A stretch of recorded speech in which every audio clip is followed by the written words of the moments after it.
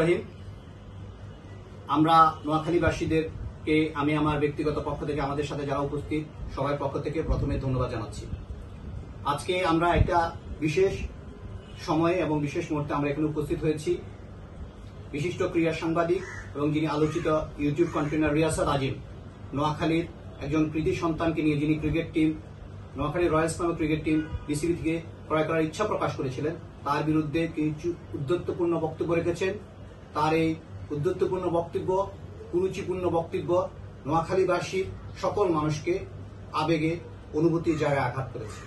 তাই আমরা এই বিষয়ে সমস্বরে নোয়াখালীবাসী সামাজিক যোগাযোগ মাধ্যমে বিভিন্ন মাধ্যমে এই বিষয়গুলো নিয়ে প্রতিবাদ জানিয়েছে। আমরা আইনজীবীরাও এই বিষয়ে একাত্মতা প্রকাশ করেছি। নোয়াখালী বিভাগ আন্দোলনের সাথে যারা যুক্ত তারা এই বিষয়ে একাত্মতা প্রকাশ করেছেন। আমাদের আইনজীবী সমাজ আজকে সারাদিন আমরা তার বিরুদ্ধে আইনগত ব্যবস্থা গ্রহণের জন্য, যদি সে ক্ষমা না চায় তার বিরুদ্ধে আমরা আইনগত ব্যবস্থা নেব, এই প্রক্রিয়ায় আমরা যুক্ত ছিলাম। আমাদেরকে নোয়াখালী বিভাগ আন্দোলনের সাথে যারা যুক্ত তারাও আমাদেরকে সহযোগিতা করেছেন।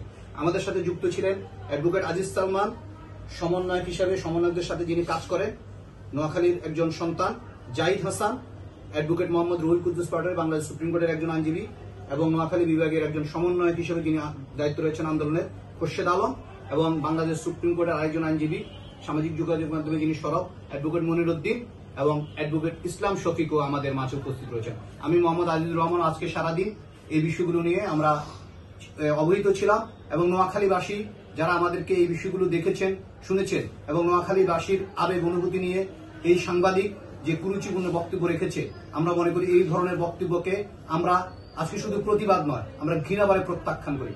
আমাদের নোয়াখালীবাসী, নোয়াখালীর আইনজীবী সমাজ, নোয়াখালীর সকল পেশাজীবী সমাজ এবং নোয়াখালীর একজন নাগরিক হিসাবে আমাদের সাথে যারা উপস্থিত তারাও আজকে এখানে বলছি, নোয়াখালীর বিরুদ্ধে এ ধরনের বক্তব্য যারাই রাখবে তাদের বিরুদ্ধে আমরা ইনশাল্লাহ আইনগত ব্যবস্থা নেব। কারণ কোন আঞ্চলিকতাকে এবং একটি রাষ্ট্রের মধ্যে অঞ্চলকে টার্গেট করে কোন ধরনের বক্তব্য রেখে কোন অঞ্চলকে হেয় করার চেষ্টাকে আমরা বরদাস্ত করব না। এবং আমাদের এই আইনজীবী সমাজ এবং আমাদের সুশীল সমাজ এবং আমাদের যে সমন্বয়করা তারা সারাদিন এই বিষয়গুলো নিয়ে কাজ করেছেন।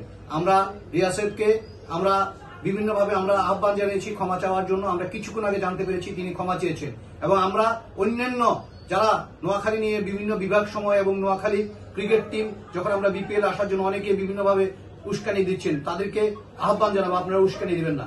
বিসিবি যদি আমাদের সঠিক নিয়মানুযায়ী প্রথায় আমাদের যে ভাই আবেদন করেছেন তাকে যদি দেয় আমরা সেটাকে স্বাগত জানাই এবং সকল নোয়াখালীবাসী আমরা নোয়াখালী এই যে ক্রিকেট টিম বিপিএল এ থাকবে তার সাথে আমরা থাকবো। নোয়াখালী রয়্যালস বিপিএল ইনশাল্লাহ অংশগ্রহণ করবে, সেটা বিসিবির অনুমতির সাপেক্ষে। আমরা আশা করি বিসিবি আমাদেরকে বিমুখ করবে না।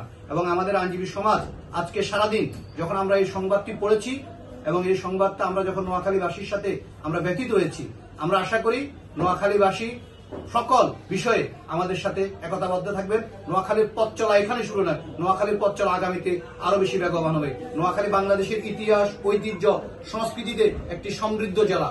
ভবিষ্যতে নোয়াখালী বাংলাদেশের একটি বিভাগ হবে এবং এই বিভাগ আন্দোলনে যারা যুক্ত তারা প্রত্যেকটি ক্ষেত্রে তাদের যদি কোনো ধরনের সহযোগিতার প্রয়োজন হয়, আমাদের এখানে যারা উপস্থিত আইনজীবীরা রয়েছেন তাদেরকে আমরা এখানে বলছি, তাদেরকে আমরা আমাদের অবস্থান থেকে সর্বাত্মক সহযোগিতা করব।